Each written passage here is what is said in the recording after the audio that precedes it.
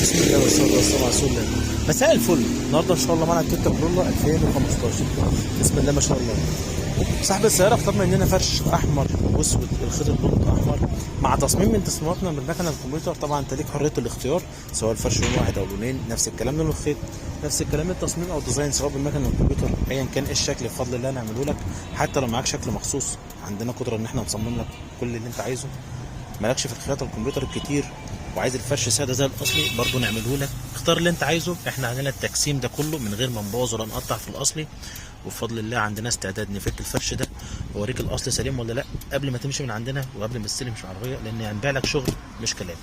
بص الغرزه، التقسيم كله، الفرش مشدود كويس مش معبي. هتقعد مهما تقعد على الفرش ولا يحتاج يتشد ولا يهرهر ولا يكشكش.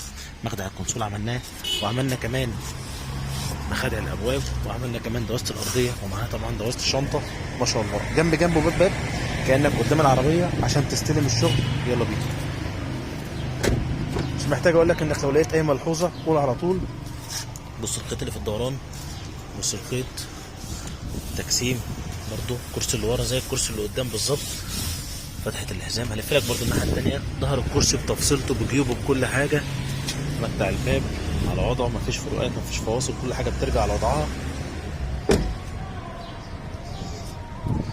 بسم الله. ادي الباب الثالث نفس الكلام، فواصلك مسطره.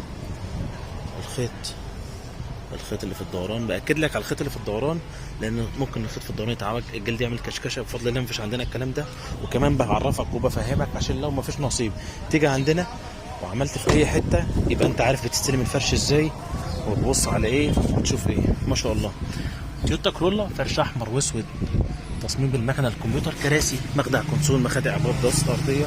اسف لو طولت عليكم، اتمنى تتابعونا على طول وما تزهقوش مننا. اشكركم شكرا جزيلا. سلام عليكم.